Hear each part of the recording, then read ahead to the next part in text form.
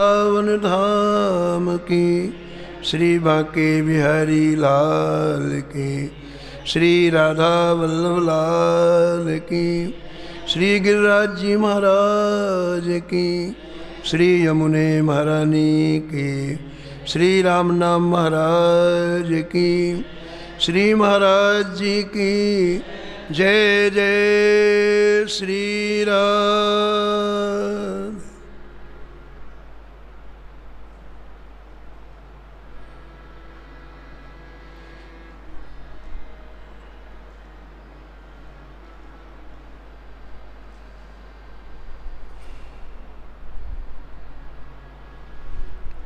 कलि कुटिल जीव निस्तार हित, श्री वाल्मीकि तुलसी भयो।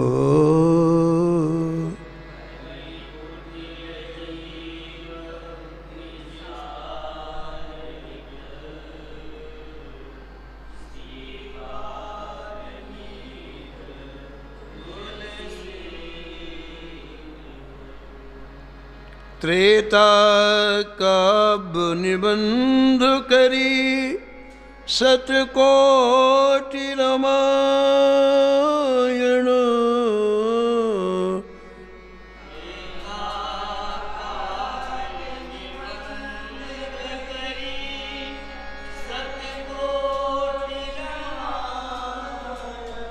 एक अक्षर उद्धरे, ब्रह्म हत्यादि परायण।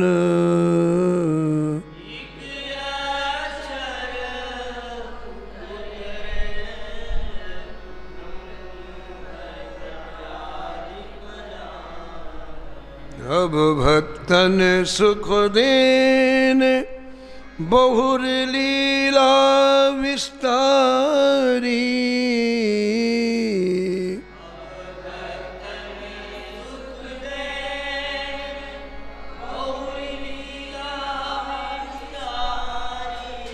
राम चरण रसमति रहत, अहिनिस व्रत धारी।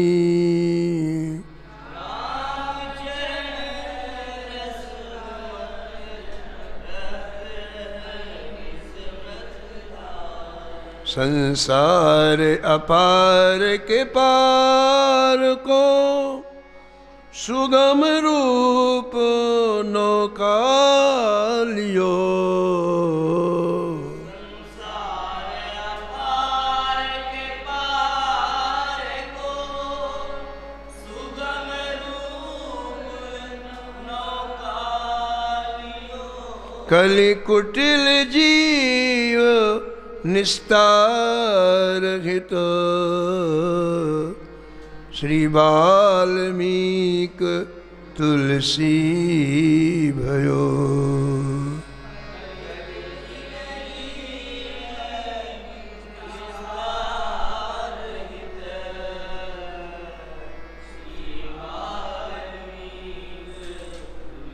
श्री वाल्मीकि तुलसी भयो, श्री वाल्मीकि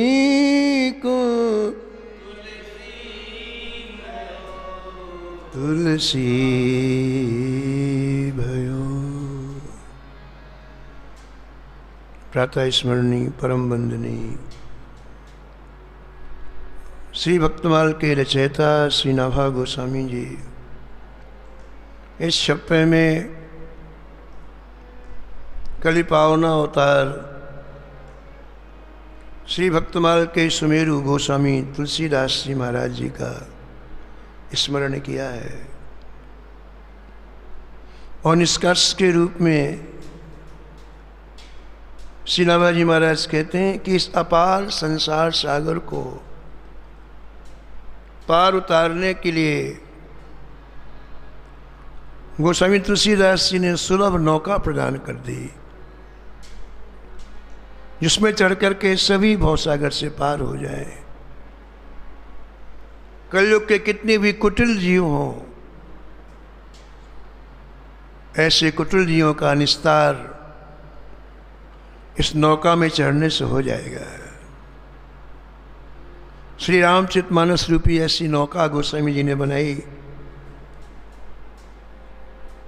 जिसने न जाने कितने जीवों को श्री ठाकुर जी के धाम में भेज दिया है।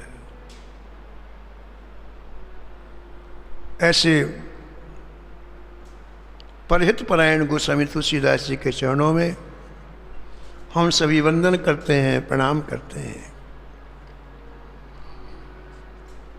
कल आपने सुना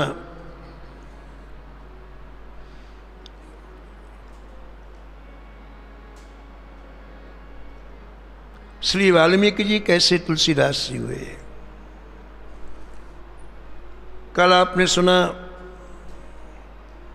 एक संत के जीवन में कैसे कष्ट आते हैं। हम थोड़े थोड़े कष्टों को देख के भयभीत हो जाते हैं, डर जाते हैं। संतों को कितने भयंकर कष्ट आए, उन कष्टों में ये विचलित नहीं हुए, उन्होंने अपने लक्ष्य को नहीं छोड़ा।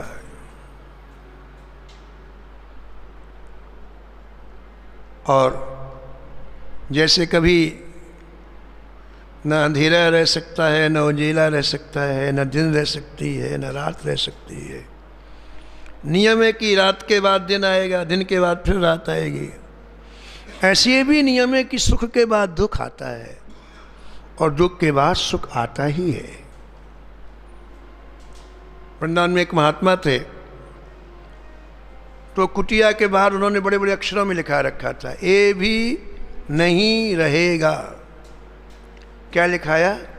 ये भी नहीं रहेगा। वो कहते थे महाराज जब सुख आता है तो हम इसको पढ़ लेते हैं, ये भी नहीं रहेगा, और जब दुख आता है तो पढ़ लेते ये भी नहीं रहेगा। जब दोनों का रहना नहीं तो काय को बुद्धि लगाओ। इन संतों के जीवन में अपार कष्ट आए, अपार दुख आए।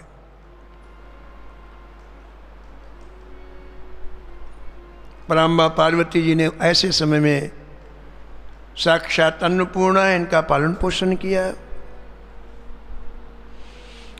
लोगों की जानकारी जब हो गई कि कोई वृद्ध महिला आती है, इनको बड़ा पौष्टिक भोजन कराती है, तब आपने आशुतोष भगवान शंकर से कहा अब मेरा जाना ठीक नहीं है, मैंने अपना काम कर दिया, बालक पुष्ट हो गया, अब शिक्षा देने का काम आपका है। आप त्रिभुवन के गुरु हैं, इस बालक को आप शिक्षा प्रदान करें। तुम त्रिभुवन गुरु वेद बखाना, तुम त्रिभुवन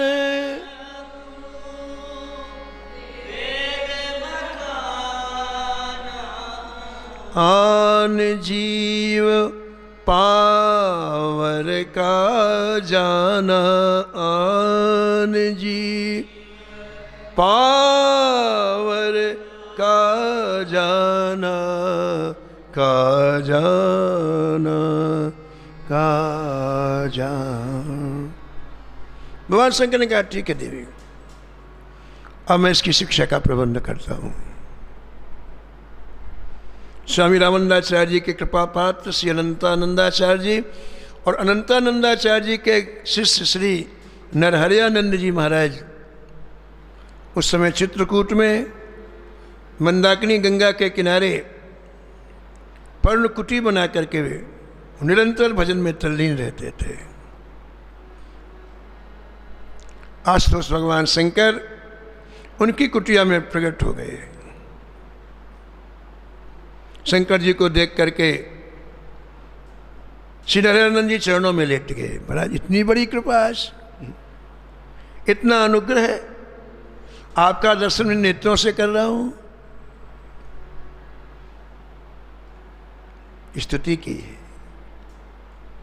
नयावत उमानाथ पादार विंदम भजन्ती लोके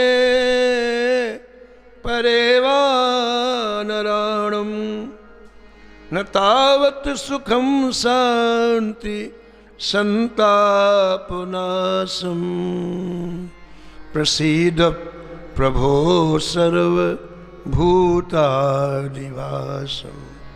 प्रसीद प्रभो सर्वभूतादिवासम भूतादिवासम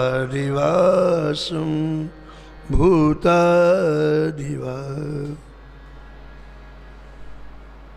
प्रभुता तज प्रभु कीन्हे स्नेहु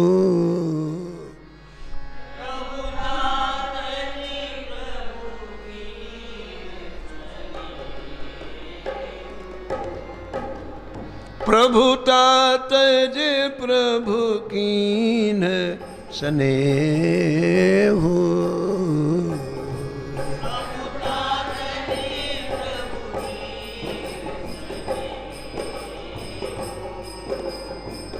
भयउ पुनीत आज मम गेहु भयउ पुनीत आज मम गे। हे नाथ, आज मेरी कुटिया पवित्र हो गई। कहाँ है आप? कहाँ मैं दास छोटा सा? आपने अपनी प्रभुता को छोड़कर इस दीनहीन के ऊपर इतनी करुणा, इतनी कृपा की। गदगद हो गए नरहरियानंद जी महाराज। भगवान शंकर मुस्कुराए और कहा, नरहरिदास जी, एक काम से आए मैं आपके पास। काम? मैं आपके किस काम लायक हूं? जय जय। बोले, जरूरी काम है। हरिपुर जाइए आप यहां से। हरिपुर में एक बालक, ब्राह्मण बालक है,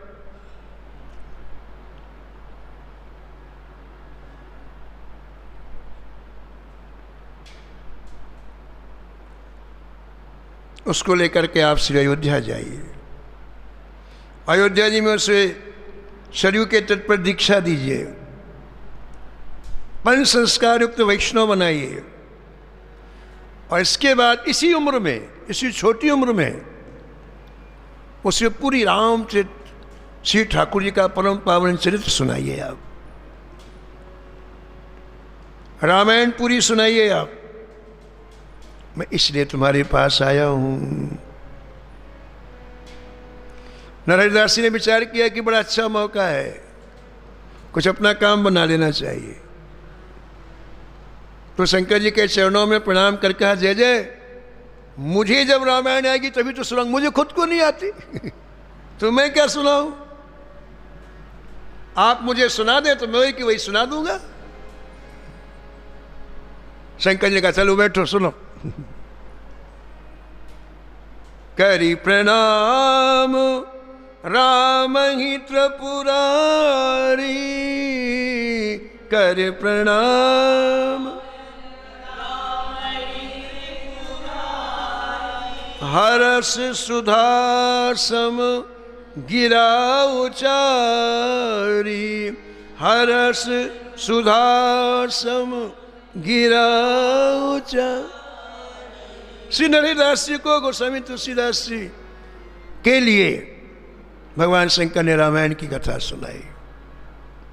अगर आप तुम जाओ, शंकर जी अंतर्ध्यान हो गए और श्री नरहरिदास जी चित्रकूट की पावन भूमि से, जिस गांव में अनाथ की तरह ये राम बोला रह रहे हैं, इनके मुख से राम निकला था तो लोग इनको राम बोला कहते थे। हरिपुर गांव आए हैं। अब देखो, आप एक स्थूल जगत होता है, एक सूक्ष्म जगत होता है। ज्यादातर हम लोग स्थूल जगत में जीते हैं, हमें सूक्ष्म जगत का कोई भान नहीं रहता है, ना उसका कोई अनुभव होता है। तो जो स्थूलता में चीजें दिखती हैं, हम बस उसी के चिंतन में सारा जीवन निकल जाता है। जैसे हमारा स्थूल शरीर है, इसके अंदर सूक्ष्म शरीर है। मृत्यु होती है तो सूक्ष्म शरीर बाहर निकलता है, स्थूल शरीर यहीं रह जाता है। तो उस सूक्ष्म शरीर में जो अनुभूतियां होती हैं वो बड़ी सूक्ष्म होती हैं। जैसे जैसे व्यक्ति की स्थिति आगे बढ़ती जाती है वैसे वैसे सूक्ष्मता में वो प्रवेश करता जाता है। उस सूक्ष्म शरीर का प्रभाव बाहर के वातावरण में बहुत पड़ता है, लेकिन कुछ लोग ही उसे समझ पाते हैं। देखिए आप, चित्रकूट से चल करके परम भजनानंदी संत श्री नरहरिदास जी हरिपुर गांव आए, जहां अभी राम बोला रह रहे हैं। एक वृक्ष के नीचे उन्होंने आसन लगाया और उनके आते ही उनके वपु से, शरीर से जो सूक्ष्म किरणें भजन की निकल रही हैं उसने पूरे गांव में प्रभाव डाला। और वो सूक्ष्म किरणें भजन की जैसे गांव में फैली वैसे सबका चिंतन बदल गया। ये देखो, किसी महापुरुष की उपस्थिति, किसी भजनानंद महात्मा की सन्निधि कैसे हमारे अंतःकरणों को एकदम से क्रांति लाती है, इसका कारण है। जहां निरंतर भजन हो रहा है, आप केवल वहां पहुंच जाइए, हृदय एकदम बदल जाएगा, सारी चीजें बदल जाएंगी अंतःकरण की। लोग कहते हैं वृंदावन में मुझे सुकून मिलता, अच्छा लगता है। क्यों अच्छा लगता है बताओ? न जाने कितने संतों ने यहाँ साक्षात्कार किया है प्रिया प्रीतम का, उनके अणुपरमाणु व्याप्त थे यहाँ पर। वो दिखाई पड़ रहे कि नहीं, वो चले गए कि नहीं, एक अलग बात है, लेकिन उस सात्विकता के, उस प्रियता के अणुपरमाणु व्याप्त हैं। और वो जैसे आपको स्पर्श करते हैं तो आपको एक अलग ही सुख मिलता है, अलग अनुभूति होती है। तो नरहरिदास जी महाराज हरिपुर गांव पहुंचे और वो ऐसे कठोर व्यक्ति जो इतने वर्षों तक रोटी का टुकड़ा नहीं दिया उस बालक को, आज उनका सबका हृदय परिवर्तन हुआ। मात्र संत के पहुंचते ही और सब अपने घर से निकले, जिसके पास जो था लेकर के श्री हरिदास जी का दर्शन करने के लिए। हम सब के अंदर दो धाराएं बहती हैं, एक सुमति की, एक कुमति की, है ना। अच्छे लोगों का संग मिल जाए तो सुमति की धारा तीव्र हो जाती है, और बुरे लोगों का संग मिल जाए तो कुमति की धारा तीव्र हो जाती है। सुमति कुमति सबके उर्वशी, सुमति कुमति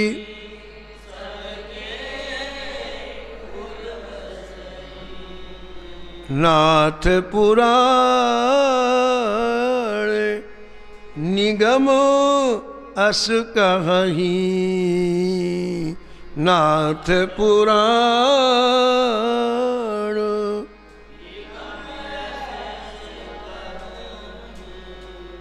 जहाँ सुमति कहाँ संपत्ति नाना,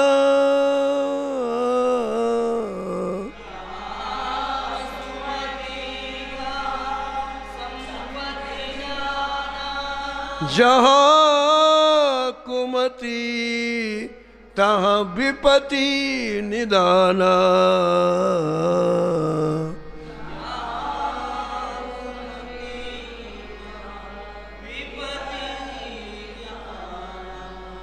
मात्र संत के आते उनकी सुमति की धारा तीव्र हो गई, और जो कभी किसी को एक गिलास पानी नहीं दिया है, ऐसा विचित्र गांव था महाराज, क्रूर गांव, जिसने 5 साल तक मुख उठा के नहीं देखा गोस्वामी जी को।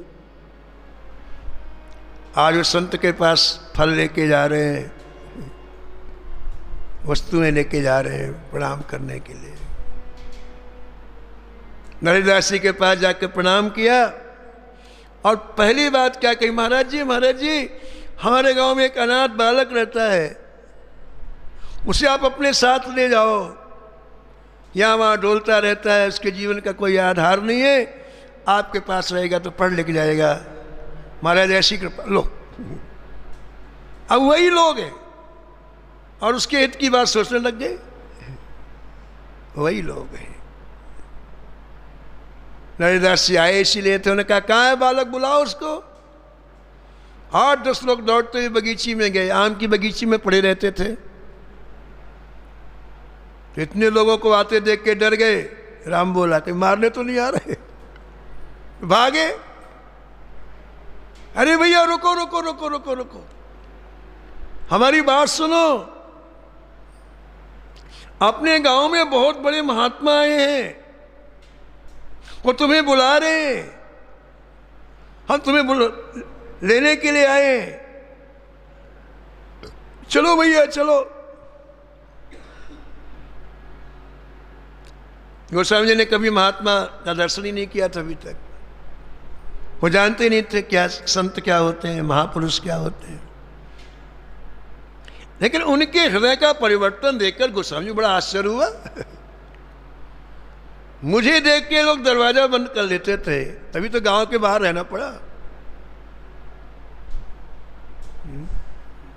मुझे कोई भोजन ना, स्वयं तो देते नहीं, कोई दूसरा दे तो चौकी बैठा देते, दूसरे गांव का इसको भोजन ना दे। जो मेरी मृत्यु देखना चाहते थे आज मुझे बुलाने के लिए आए। समझ गए गोस्वामी जी संत का प्रभाव। हम भी ऐसे संत का दर्शन करें। बालक तो थे अभी इनकी उम्र ज्यादा नहीं, 6-7 वर्ष की है। आप उनके साथ चल दिए। बहुत भीड़, गांव वाले इकट्ठे नरहरिदास जी के पास, और इतने में हमारे राम बोला जी को लेकर के 8-10 आदमी आए। भीड़ जैसे हटी तो बालक ने अपने जीवन में सबसे पहले इन चर्म चक्षुओं के द्वारा संत का दर्शन किया। पहला संत दर्शन राम बोला का। आगे पैर नहीं जा पाए, जहां से दर्शन हुआ वहीं खड़े हो गए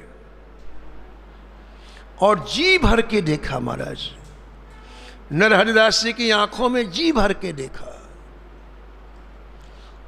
उन्हें ही पता नहीं चला कि और कोई है कि नहीं है, केवल संत का दर्शन कर रहे हैं। और उनके दर्शन से उनको जो विचित्र उनके हृदय की स्थिति हो रही है उसका अनुभव कर रहे हैं।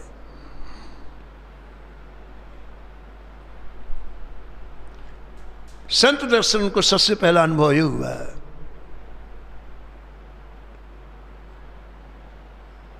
मां की ममता इनके हृदय में है। संत दर्शन से इनको यह अनुभव हुआ पिता का पितृत्व इनके हृदय में है। और संत दर्शन से इनके हृदय में यह अनुभव हुआ गुरु का गुरुत्व इनके हृदय में। इसलिए आपने हाथ जोड़ करके अपने हृदय की बात कही। मोरे प्रभु तुम गुरु पितु माता, मोरे प्रभु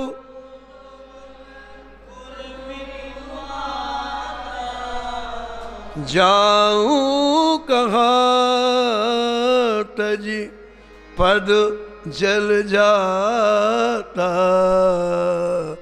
जाऊं कहाँ पद जल जाता, पद जल जाता, पद जल जा। हे नाथ, आप ही मेरी माँ हैं, आप ही मेरे पिता हैं, आप ही मेरे गुरु हैं। अब आपके चरणों को छोड़ के मैं कहाँ जाऊं। बालक ज्ञान बुद्धि बलहीना, बालक ज्ञान बुद्धि बलहीना,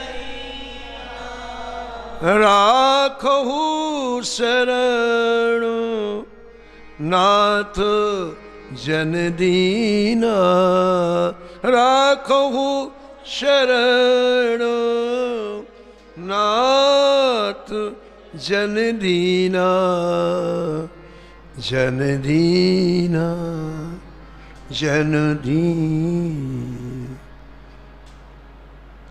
मैं बालक हूं, मुझे नहीं पता क्या अच्छा है क्या बुरा है, मेरे जीवन में कोई अनुभव नहीं है, न बुद्धि है न बल है। एक इतनी प्रार्थना करता हूं, मुझे अपने चरणों से अब आप विलग न करिएगा।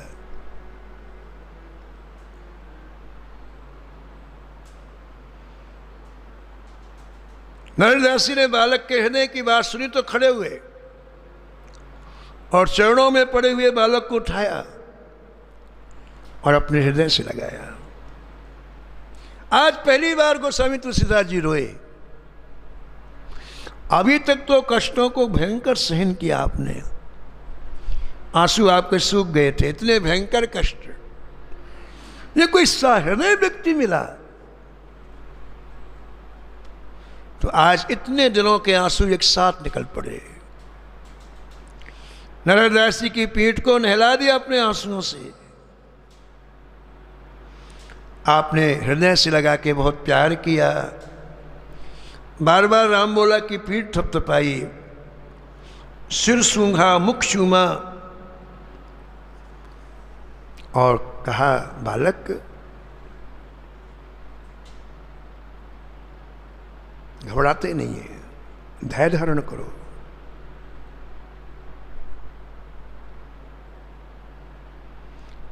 अब तुम्हारे जीवन के समस्त कष्ट विदा हो चुके, तुम्हारे जीवन की अंधेरी रात समाप्त हो गई। अब तुम्हारे जीवन में दिव्य प्रकाश उत्पन्न हो गया है, इसलिए अब जीवन में तुम्हें कष्ट नहीं आएगा। धैर्य धारण करो।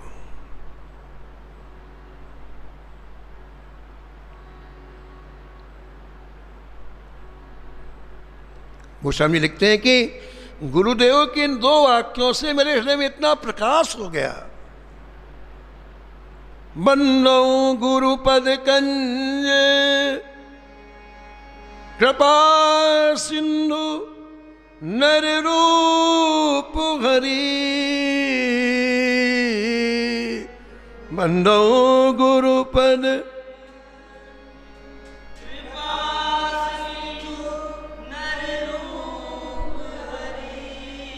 कृपा सिंधु नर रूप हरि,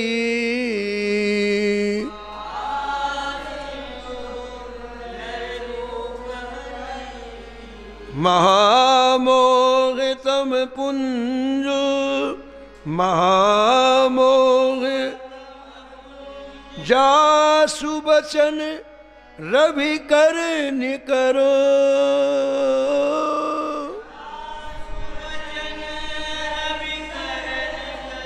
रवि कर निकरो, रवि कर निकरो, निकरो रवि कर निकरो।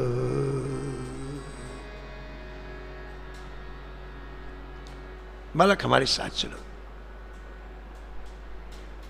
गोस्वामी जी का हाथ पकड़ करके राम बोला के नाम से पुकारते हैं अभी नरदास जी। राम बोला का हाथ पकड़ करके हरिपुर गांव से चले, प्रयागराज आए, गंगा यमुना जमुना के पावन संगम में स्नान कराया और वहाँ से पैदल यात्रा करते करते श्री अवध की परम पावन भूमि में राम बोला को लेकर नरदास जी आए।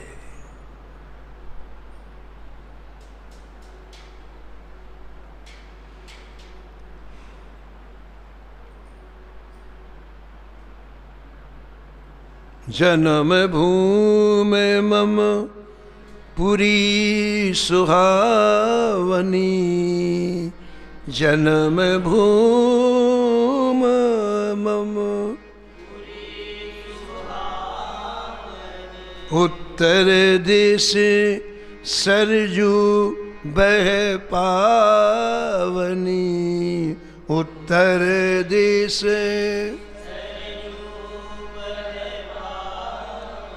जाम जनते बिनहि प्रयासा, जाम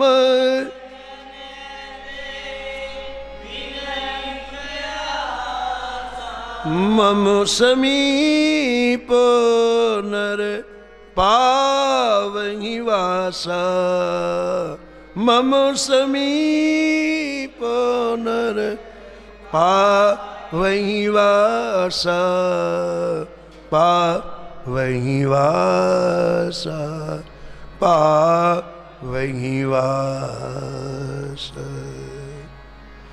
ऐसी पावन भूमि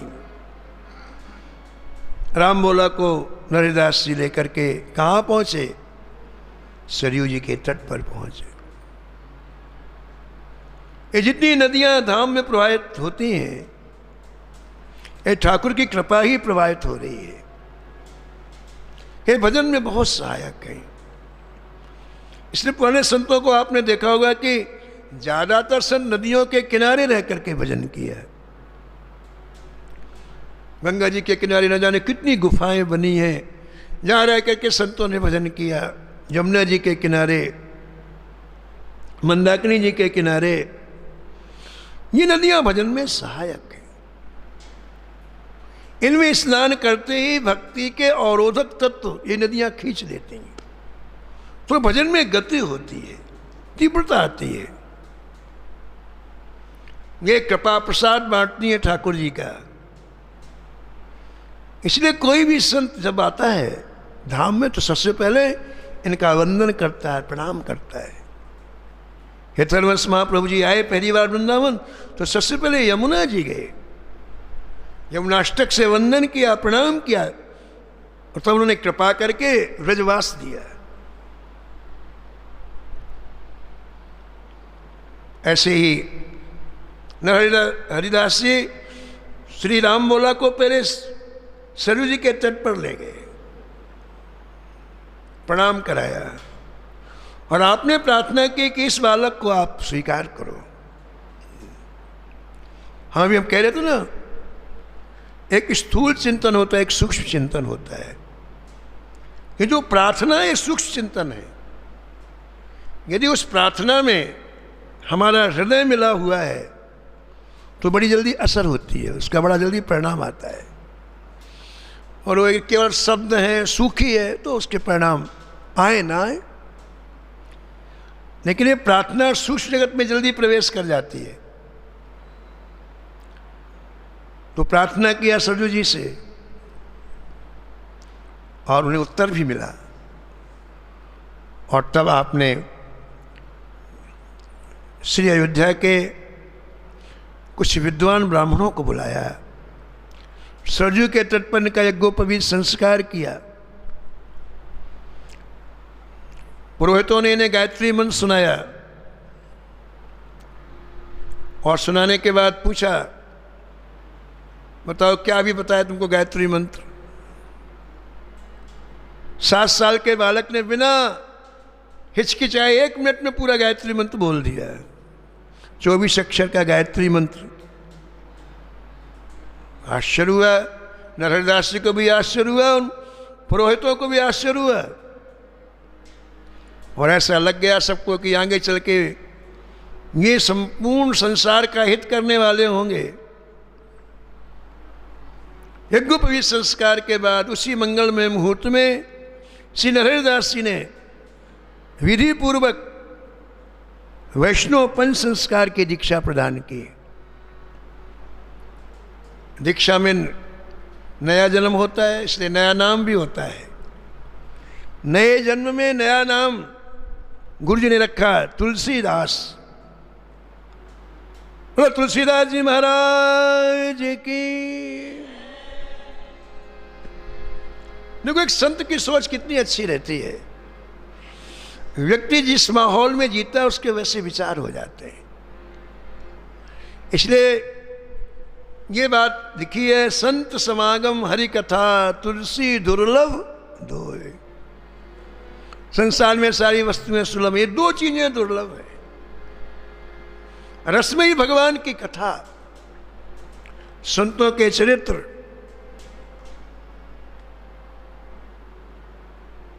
और संतों का समागम। क्योंकि संसारी व्यक्ति की बुद्धि वहां जा ही नहीं सकती, संकीर्ण उसके जो विचार रहते हैं वो अपनी परिधि से बाहर नहीं जा पाते, इससे जीवन का विकास नहीं हो पाता, जीवन खिल नहीं पाता है, संकीर्ण दायरे में जीवन पूरा निकल जाता है। अब इस संतों को देखो, आप अयोध्या ले गए इस बालक को, राम भोला को, और सबसे पहला काम किया कि अयोध्या के जितने संत थे इस बालक को ले जा करके सबके चरणों में प्रणाम कराया और सबसे आशीर्वाद दिलाया। यह मूल पूंजी है, महापुरुषों का आशीर्वाद ये मूल पूंजी है। ये जमा हो गई तो पूछो मत, जीवन सुधर गया। यही काम किया श्री हरिदास जी, संतों के पास ले जाते और संतों के चरणों में प्रणाम कराते, छोटे से बालक को देख करके संत प्रमदित होकर आशीर्वाद देते, तुम्हारी रति मति श्री राम जी के चरणों में खूब लगे। इस तरह से 1 वर्ष तक संतों का दर्शन कराया।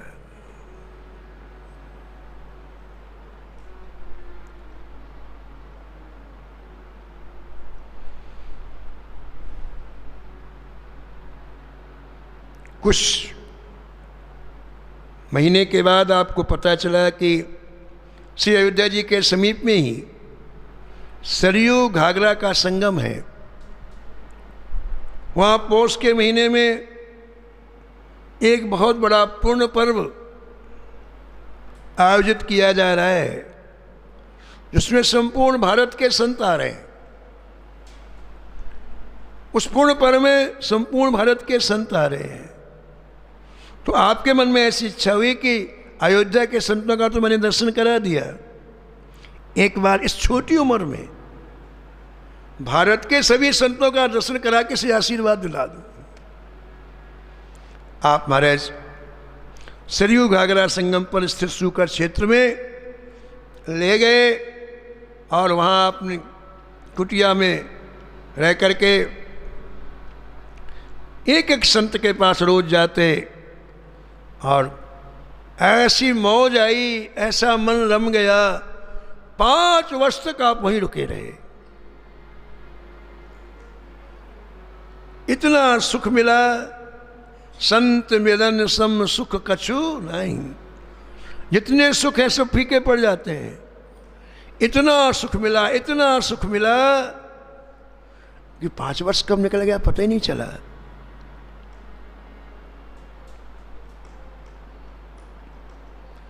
एक दिन भगवान शंकर स्वप्न में आए हरिदास जी के, बाबा हमने तुमसे कुछ कहा था,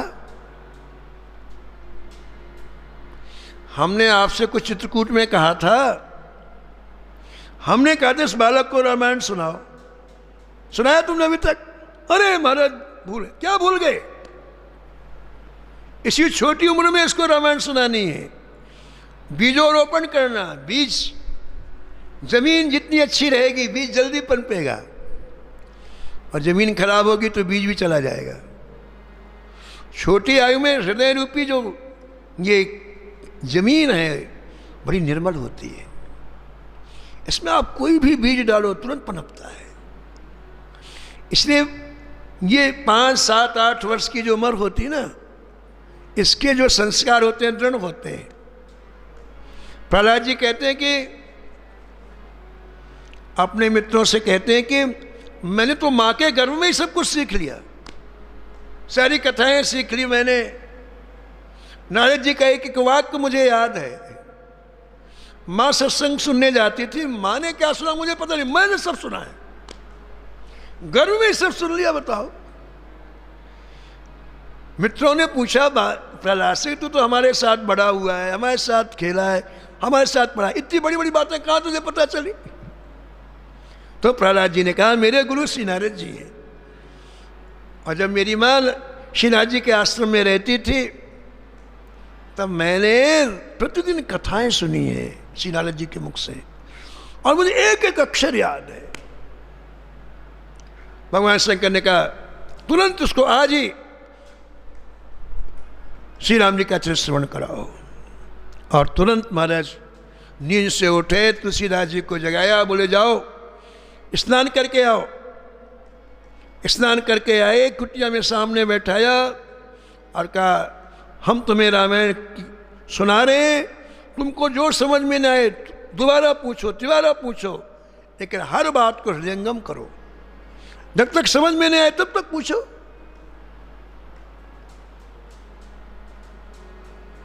मैं पुण्य निज गुरु सन सुनी,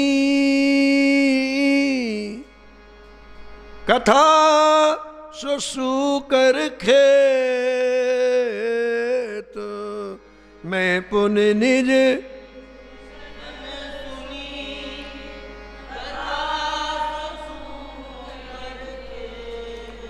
समझी नहीं तस बालपनो,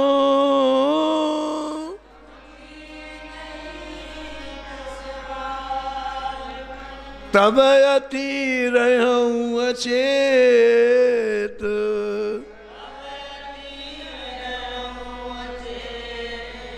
बोले अचेत था, भाई समझने की सामर्थ्य ज्यादा नहीं थी, मेरे में बालकपन था। गुरुजी पूछते, हाँ बेटा बताओ क्या समझा तुमने, तो मैं आधी बात भूल जाता। फिर गुरुजी सुनाते, एक एक प्रसंग को 10-10 बार सुनाते। तदप कही गुरु बारही बारा, तदप कही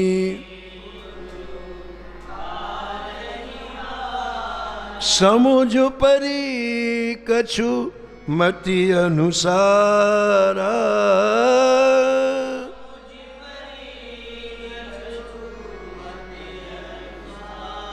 एक पूरा पारायण आपने रामायण का आप सुनाया।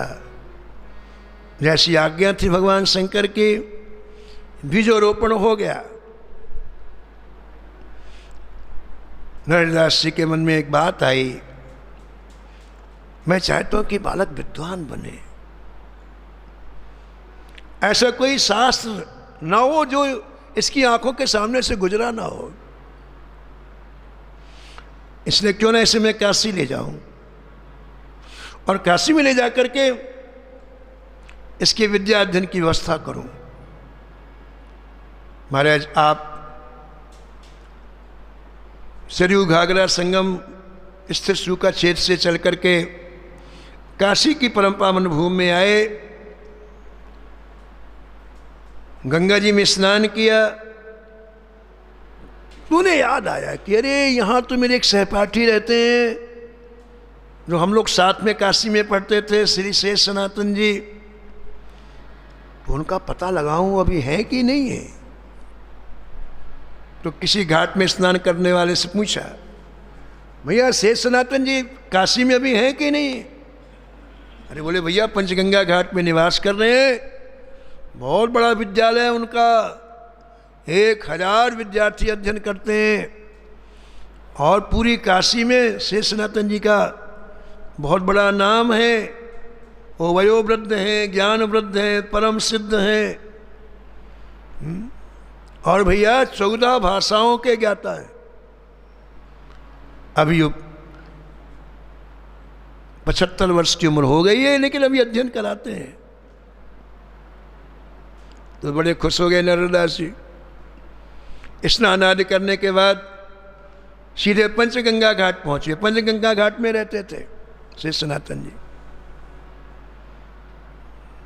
जैसे गए महाराज वैसे ही से सनातन जी से मुलाकात हो गई, और इतने दिनों के बाद आज हरिदास जी को देखा तो वो भी बड़े खुश, दोनों बात करने लग गए। दोनों ही विद्वान थे। तो बात करते करते 1 घंटे हो गए खड़े खड़े, न वो बैठे न वो बैठे। अब तुलसीदास जी दोनों को देख रहे हैं। तो बात करते करते शेष सनातन जी की दृष्टि तुलसीदास जी के ऊपर गई। ये बाला कितनी एकाग्रता पूर्वक क्या सुन रहा है। तो अपनी बात को रोक करके बोले, क्यों बालक, तुझे हम दोनों की बात समझ में आती? बोले हाँ, बताओ हम दोनों क्या बात कर रहे थे।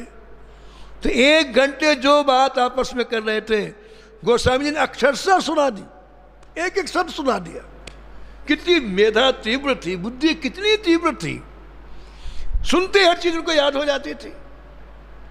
शेष सनातन और नरहरिदास जी आपस में 1 घंटे किसी शास्त्र के बारे में जो बात कर रहे थे, इस छोटे से बालक ने पूरी की पूरी सुना दी। और शेष सनातन जी आश्चर्यचकित हो गए। ओहो, मैं अपने उत्तराधिकारी के लिए तलाश में था कि मेरे न रहने के बाद मेरी विद्याओं को कौन लेगा, लेकिन आज बाबा विश्वनाथ जी ने भेज दिया। ये सच्चा उत्तराधिकारी होगा, मेरे समस्त ज्ञान का, मेरी समस्त विद्याओं का ये सच्चा उत्तराधिकारी होगा।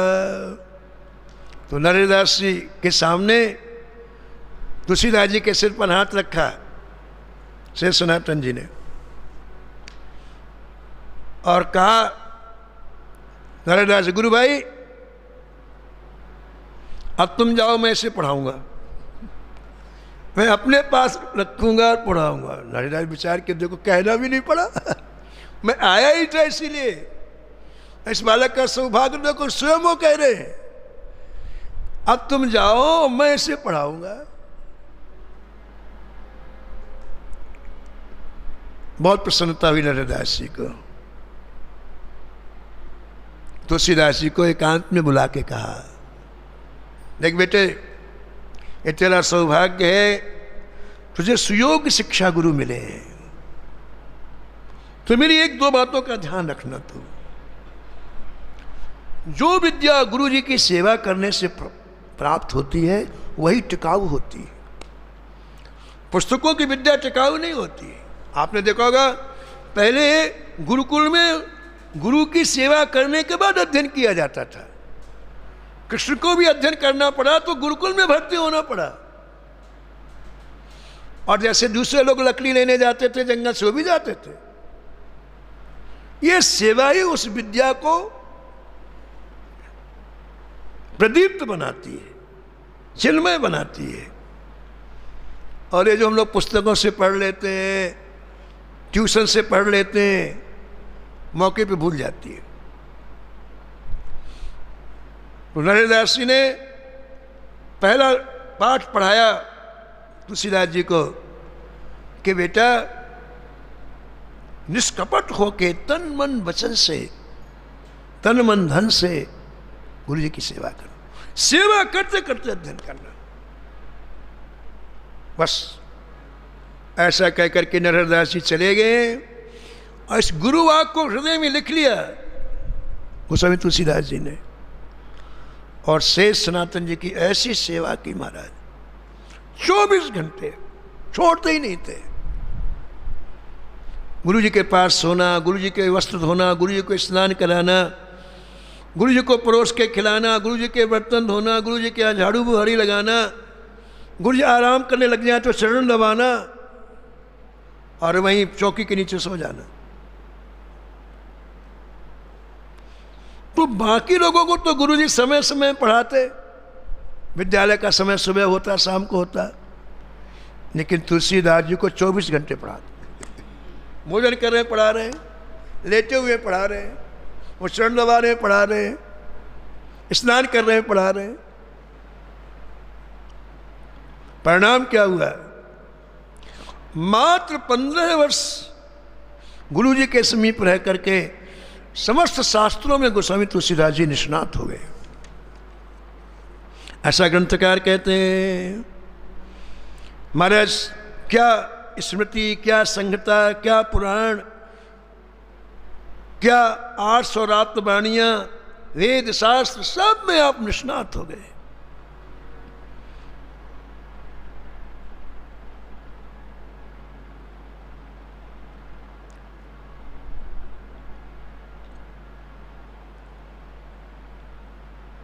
एक दिन कोई पर्व था, गंगा स्नान करने के लिए सब 1000 विद्यार्थियों को जाना था, सब नहीं गए, रुक गए। सुबह 3 बजे स्नान का मुहूर्त था, तो तुलसीदास जी ने पूछा क्यों नहीं जा रहे भैया? अरे भाई तुम्हें पता नहीं है, ये गंगा के किनारे जो विशाल पीपल का वृक्ष है, इसमें एक बड़ा भयंकर पिशाच रहता है, न जाने कितने लोगों को मार दिया है, न जाने कितने लोगों को भयभीत करके पागल बना दिया है, न जाएंगे हम। तो उनकी बात सुन करके परहित की भावना से उसी दिन गोस्वामी तुलसीदास जी ने कलम उठाई और पहली रचना गोस्वामी तुलसीदास जी की हनुमान चालीसा की उसी समय हुई। हनुमान चालीसा की रचना तुरंत की और कहा चलो मेरे साथ। जैसे वहां गए वो पिशाच पता नहीं कहां चला गया।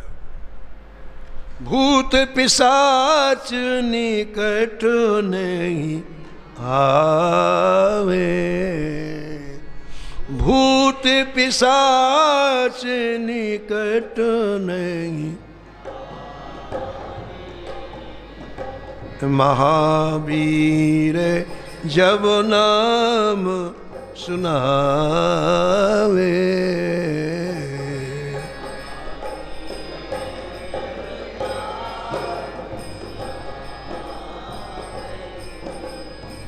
संकट कटे मिटे सब पीरा,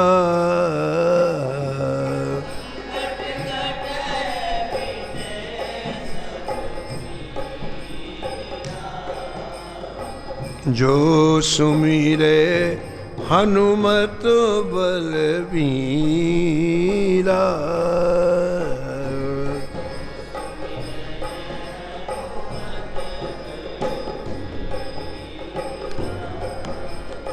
जय जय जय हनुमान गुसाई,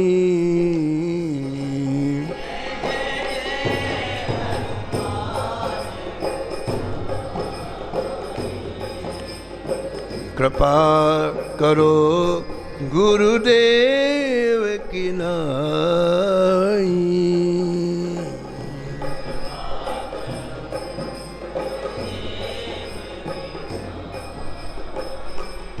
ये सिद्ध स्त्रोत हनुमान चालीसा की रचना की और इसका पाठ करने वाले हमेशा हमेशा के लिए निर्भय हो गए, उस पिशाच का भी उद्धार हो गया। ऐसे गोस्वामी तुलसीदास जी के चरणों में प्रणाम करते हुए हम वाणियों के ही विराम देते हैं। शेष कथा आप कल श्रवण करें।